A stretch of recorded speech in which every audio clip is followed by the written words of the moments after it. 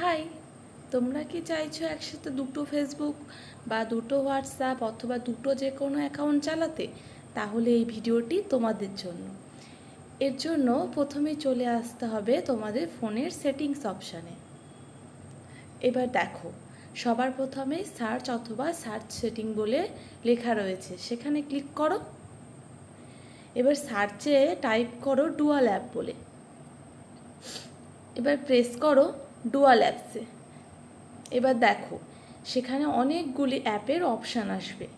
তুমি যে অ্যাপগুলি ডুয়াল করতে চাও সেগুলি পাশের অপশানটিতে অন করে দাও। তবে তোমরা একটু দেখে নেবে, কারো কারো ফোনে ডুয়াল অ্যাপের পরিবর্তে কিন্তু ক্লোন অ্যাপের অপশান থাকবে।